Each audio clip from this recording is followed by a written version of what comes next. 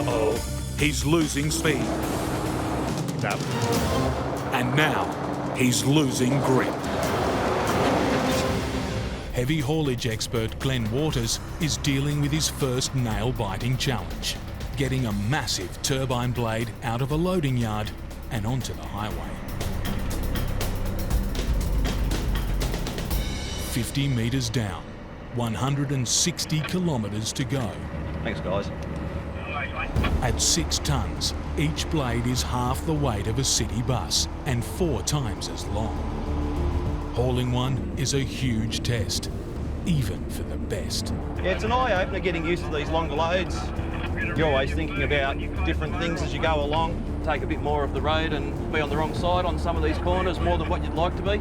Sometimes with this job you feel like a circus clown, the amount of head movement that you do watching one mirror to the other to make sure everything's tracking nicely around the corners. Boss Mark is in the rear pilot car. After a year planning this job, he knows the hazards all too well. Our biggest concern on this main road is meeting a heavy vehicle on a bad corner where we need to be on the wrong side of the road to take that corner. While oncoming traffic is a constant hazard, Mark and Glenn face another big problem: getting a load that won't bend down a road that does. Overall length of this load's 55 metres in total. It's on par with your road trains, but you don't have as many articulation points. In this mountainous region, a series of tight corners lies ahead. Without pivot points, the blade's too big to steer through them. The only way Glenn can make it is to separately steer both his truck and the rear trailer. It's got a little petrol motor on the back with a hydraulic pump on it and 2 rams so that the trailer can steer left or right. I've got a little switch down here to steer myself, and I get my rear pilot to start the motor up for me. Makes life a little bit quicker. Gonna go auto start there for me, Fergie? Yeah, auto start, mate. Thanks, mate.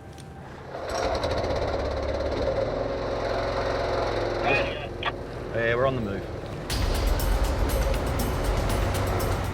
Down through this section, basically go from one side of the road to the other.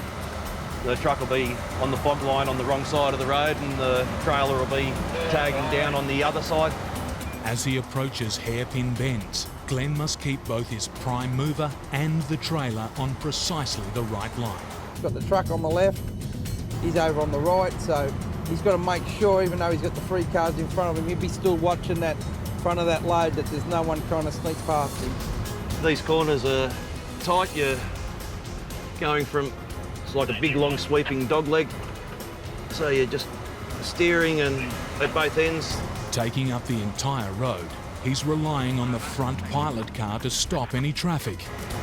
Without the steering there, we just physically wouldn't fit around the corner. There's one final turn onto the main highway. With a load that won't bend, it's a constant battle. One small error of judgment could spell disaster. You've got to be fairly crucial on your line to keep it all flowing and moving smoothly, otherwise anything can go wrong. While Glenn's in control of his truck, there's one thing he can't control: other drivers. I've had a couple of close calls on some of the blind corners. You don't like coming around the corner halfway on the wrong side of the road trying to get the load around and a car comes scooting around the corner. It makes for a very interesting time. It's down to Glenn's pilots to clear a path for him, but in forest country, he's not the only big rig on the road. This log truck has pulled up on the side of the road because he knows that we need all the road through here. And to be honest with you, these logging truck blokes have been really, really good on this job because, you know, we hold them up a bit and we're coming into their territory. It's really, really been good that these blokes have come on board and been really helpful because it's made our job easier. But not everyone is on board. Up ahead, a log truck has ignored the pilot's warnings to stop.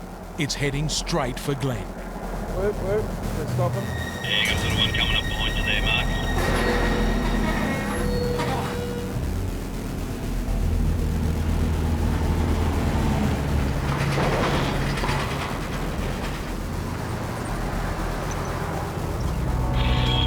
What happened there? I'm not sure. Mark, I need you to get him to stop on some of these big sweeping corners because I'm well and truly on their side of the road, please.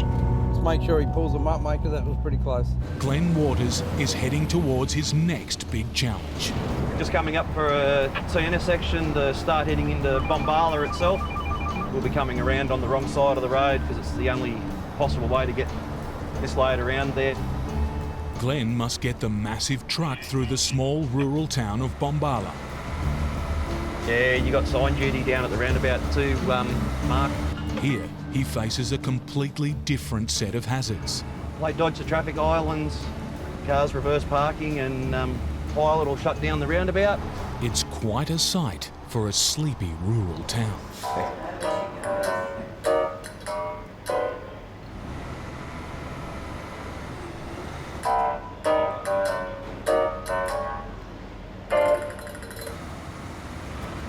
Just start crossing over to the wrong side of the road. The biggest obstacle is a sharp left at a roundabout. In this monster, it's like threading an elephant through the eye of a needle. Hit anything here and Glenn risks getting stuck, blocking the main street. While the cab's hard up against the wall of a hotel, 50 metres back, Glenn is locking the rear trailer over as far as it will go. Once again, there's only centimetres between success and failure. Okay, let's get going. Glenn's fought his way out of yet another tight corner. He's now on the home stretch.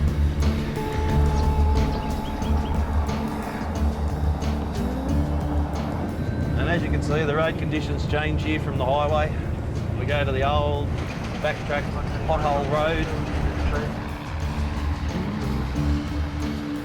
Finally, after 160 kilometres of total concentration, it's a relief to reach his destination. Glenn's got just one final task left to perform. He needs to turn his truck around so the blade is facing in the right direction to be craned off. Come back. Keep coming, mate. It's a difficult manoeuvre and one he's never done before. Hold it. Take it easy, mate. Making it even harder, a contractor has left a huge cable drum right in Glenn's path. Get the cable drums there. Hold it there, work. How's the cable drum at the back? Gotta go back, Fergus. Yeah, but I can't get him back in there now. Get up to Jack, nose that front end, mate, and push it around. We've got a cable drum here that I can't. It's very tight. We're right on the edge there. I can't get any more turn out of the prime mover, and We're not going to get it like this. Glenn has no choice but to steer his trailer into a ditch. they're just trying to juggle it because we've got drainage ditches down here, so... Not only does he risk getting the truck bogged, but it's putting the trailer under extreme stress. Well, if there's any more pads like this, you're going to have to make road wider. You're going to break one of these trailers. It's pulling the turntable off when it twists like that, and what it's doing is just rocking it up too much, and doing this isn't good for it. To make matters worse, the next blade is running just minutes behind Glenn. If he can't get clear quickly, the whole job will grind to a standstill. Got about half a metre. Keep going. Start pushing the trailer over to the left. Okay.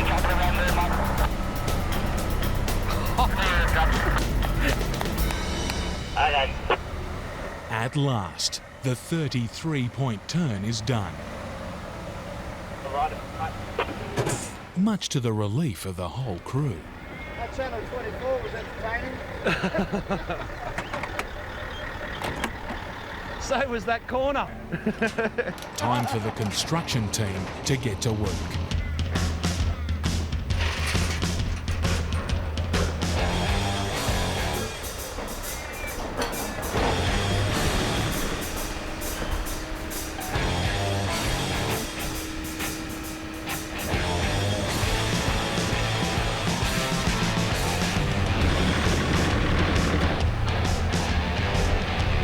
Glenn's job is finally done.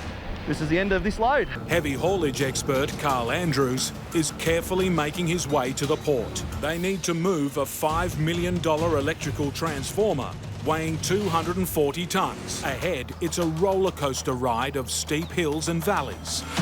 We're ready to go. From a van, Carl will guide the convoy through the most difficult sections. Nightmare terrain for a giant electrical transformer. The 150-metre-long convoy is now approaching the biggest town along its route. Obstacles lie in wait everywhere. Yeah, round to the right here, mate. Might have to lift the transformer up. We'll see how we go under this power line first. To avoid a power line, the hydraulic trailer is kept low. But that's causing other problems. Real steady, mate. It's on a collision course with a metal guardrail. Hold it there for a sec. Just brakes on the front truck. The transformer is sandwiched between trouble overhead and on the ground. Righto, move it forward. You want to start coming around too, Chris?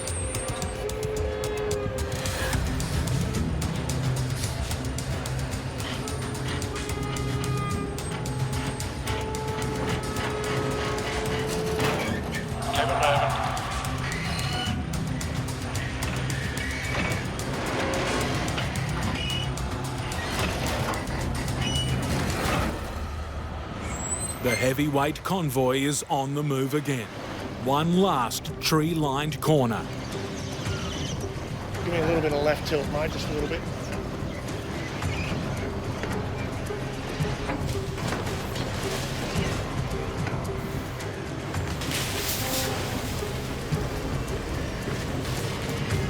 Start to chase him around a little bit, Chris. There, you come into the corner. Tilt it to the right a bit more if you can, mate. The tree branches are no match for the steel beams. But they've got the edge on this rubber hose. Oh, I got a wire catcher up, bloody branches up there. They've snagged the trailer's airline. If it's damaged, the trailer's brakes will lock and ground the convoy. Oh, I'll have to get it down, mate. It's up too high, it's going to get... It's up to Carl to fix it. To get to the hose, he needs to scale the awkward 5-metre-high steel beams. That hurt.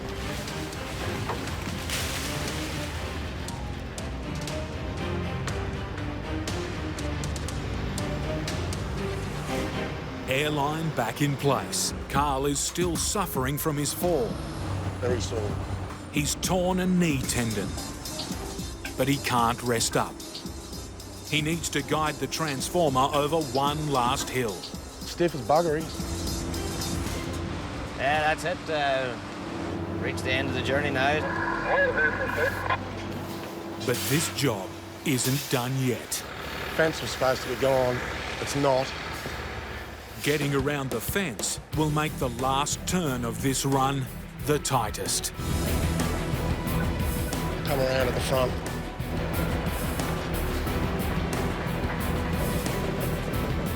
That is awesome, fellas. Great work. They're in. Carl has dragged the monster load 480 k's from port to power station. 120 trucks, 7,000 bales of hay, 1,500 kilometres of road. With so many vehicles on the road, Bumper's expecting problems. Just not with his own truck.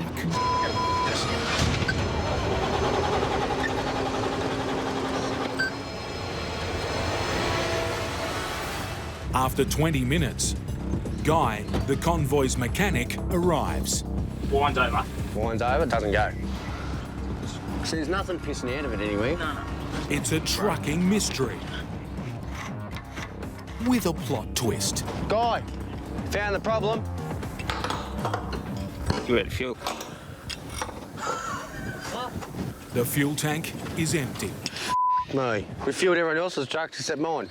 Now I'm running the show. With no service station nearby, they'll have to improvise. But now, Guy's fighting leaks. You're higher. And gravity. Come on. What? Yep.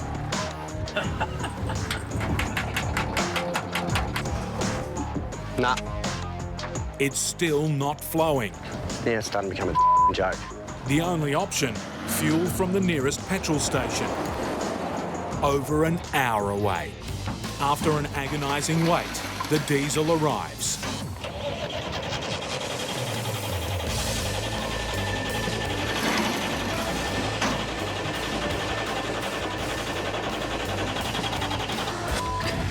But even fueled up, this truck is still in trouble. Now I am behind. He needs his truck fixed, fast. Guy might have found the problem. Dirt blocking the fuel pump. He clears it and Bumper gives it one more try. Guy's bush repairs have Bumper back in the race. He's back in radio range. About 10 k's, you reckon?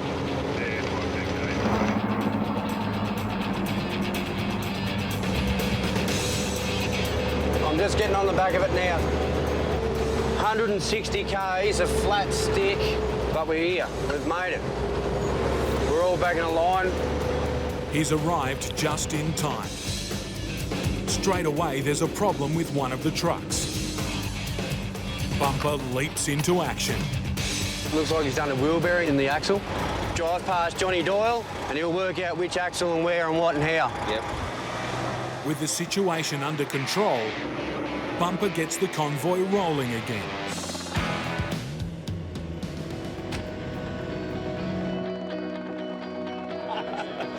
Yeah, another big day tomorrow. Day 2, and Bumper's doing all he can to avoid a repeat performance. Too hard for me to try and operate the whole show and be in the truck. Today, his truck will be driven by a mate, while Bumper leads the convoy in a car. One of the lead trucks is in a very bad way.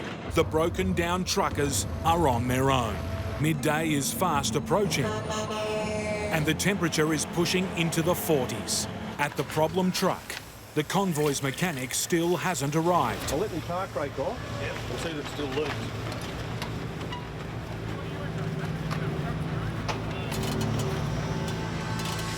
But the truckers think they might have found the problem. Stop this. Don't leaking with a brake. It's only when you park brakes on, so it won't matter. So it's pretty right, really. The liquid spilling out of the truck is hydraulic oil for a lifting arm. It's not needed to drive the truck. All good. They keep going.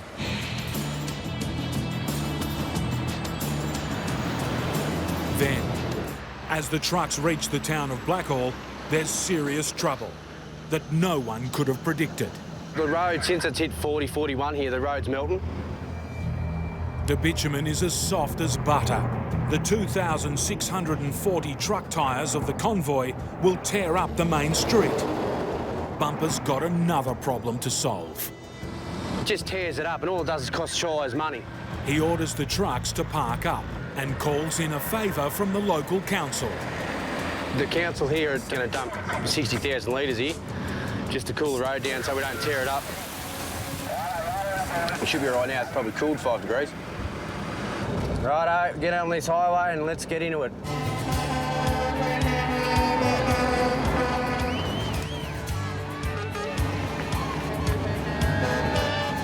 For the truckers, it's a case of mixed emotions. The way that's come out to welcome the trucks, unbelievable. Joy at being part of something special, but shock at the state of the land. It looks like a bomb's gone off out here. There is not a blade of grass anywhere. Woo! We made it! Done well, mate. I want to have 8,000 beers and a 2-hour shower. Splendid job. I'm absolutely rooted. Absolutely rooted. 32-year-old Robbie Mackay is getting set for one of the most ambitious moves of his young career, carting a massive house, hundreds of kilometres across the state border into New South Wales. It's definitely the furthest we've gone in New South Wales, which is a nightmare all on its own. The interstate move is ready for its 3 a.m. rollout. All right, we'll start running them out. We'll just turn right at the lights, mate, and then we go up over the top of the highway and back on. At just 5.1 metres high, The next bridge has been on Robbie's mind for weeks. The bridge at Wardell is pretty much the part of the whole trip I'm dreading. It's a drawbridge, so it's skinny and it's low. Robbie Mackay's massive house convoy has reached the dreaded narrow drawbridge. Shane's cruising through. He's 150 mil lower than Bill. Next, it's Billy's turn with the highest load. Nice and steady, Bill. Keep it rolling, mate. You don't have a lot. He has only 5 centimetres to spare. The slightest bump in the road could turn this fragile 100-year-old house into a pile of firewood. Your focus on the passengers going, mate. Are you alright? Just keep moving. You're on the passenger side and the driver's side, Bill. You're out from underneath it, mate. Nice and steady, Windsor. That was the one that we were worried about. Did you hear that? Sound like a tyre, eh? I think we just blew a tyre. We'll have to pull up. This needs to be a fast pit stop. Yeah. Yeah, travelling during the day, they get pretty hot pretty quick. They just tear open. Is the air still through to the trail? But there's a problem.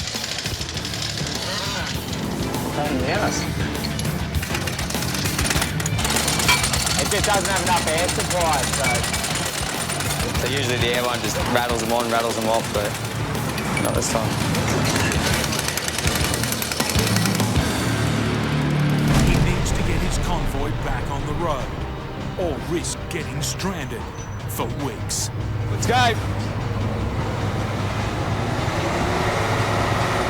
If we run out of hours, there's no guarantee they'll give us permits the next day. Yeah, we could be sitting up on the side of the road for a good 10 working days. 2 weeks on the side of the road is something I don't want to be doing. This is the block just here, so we'll just back them off the road. 5:30 on the dot. For new homeowner Bianca, it's an emotional moment. This is the biggest thing I've ever done, and if it all comes together, I'll be really proud of myself and my husband. Tomorrow the pressure will be on to put this house together and deliver on some very big dreams. 6:30 a.m. And I look, you've got all these cars lining up. Oh God, you've got to heal some people. It's okay. Bianca and Glenn are in for a nerve-wracking day.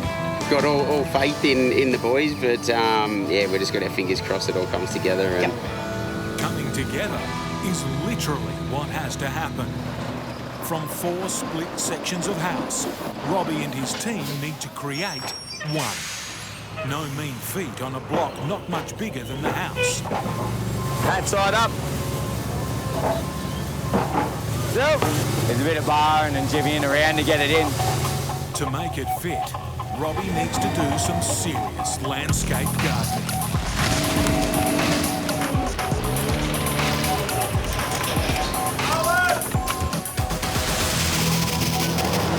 And now, some emergency plumbing. Sprung a leak. Oh, there was a water meter under the garden, so we just broke the water meter, so we'll just close the pipe. Leak plugged. Back to the task at hand. Putting Bianca and Glenn's dream home back together. On a very small block. It's tight. It's the final piece in the puzzle. And the most fragile. With all 4 pieces joined, it's now up to the surveyors to make sure the house measures up to the plans. Is that about 12.2? If I'm wrong, it's a long way to take it back.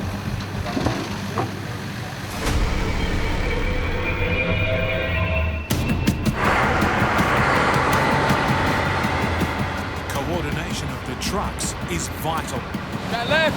Yeah, by that. I can't go anymore. With the full 40 tonnes of the house now riding on just 2 trailers, Right hand a little bit. the smallest miscommunication could tear the house apart.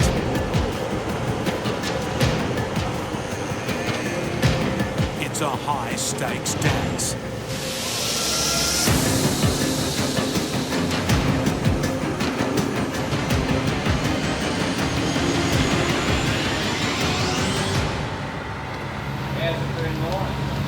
Yes, right on. Are we in?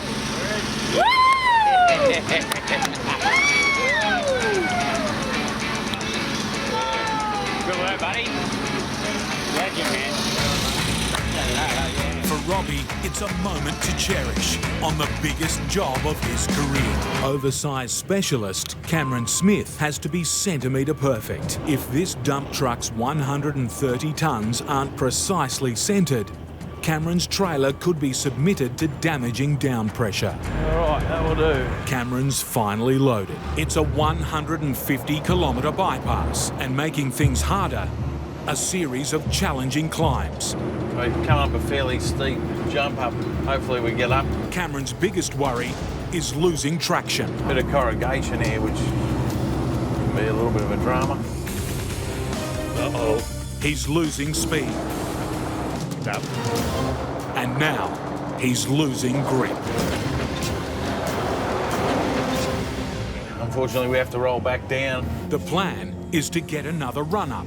To stand a chance this time, Cameron needs to move the load forward. So I'll just lower this suspension down.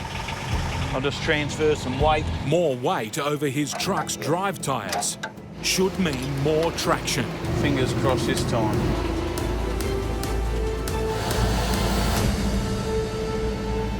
Cameron is now moving away from the outback and into farmland. Just coming up to some overhead trees, so hopefully we don't hit them. With a $3 million price tag, this is one load you don't want to damage. Probably about a foot diameter tree branch there that would break things. Yeah, I'll just crawl up to it, mate.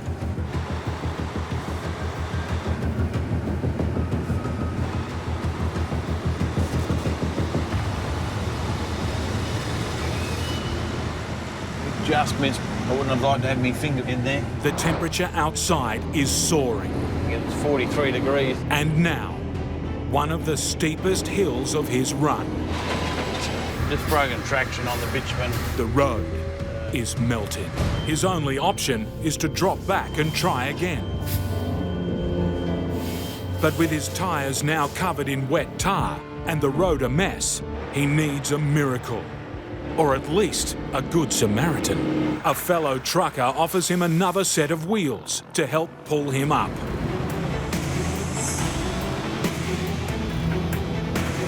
Yeah, we're nearly at the top now, mate. Thanks very much, mate. No worries, mate. Cameron's closing in on Perth and his deadline. Tomorrow is Sunday, the only day of the week he's allowed to enter the city. But the heat isn't done with him yet. They put that curfew on at 10:30 this morning. The power blokes now have just told me that total fire ban's kicked in for this region. The fire ban prevents any activities that could set off a bushfire, including lifting power lines. With hundreds of low wires in his path, Cameron's stranded until the fire ban is lifted. We have to wait till next Sunday to travel in Perth. Good news, the ban has been lifted. He needs to make this delivery fast.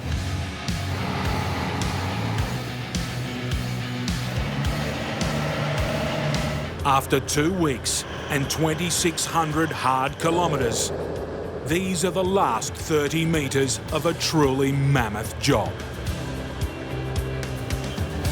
Cameron's mission is complete. Go to the next job. Hopefully there's no total fire ban.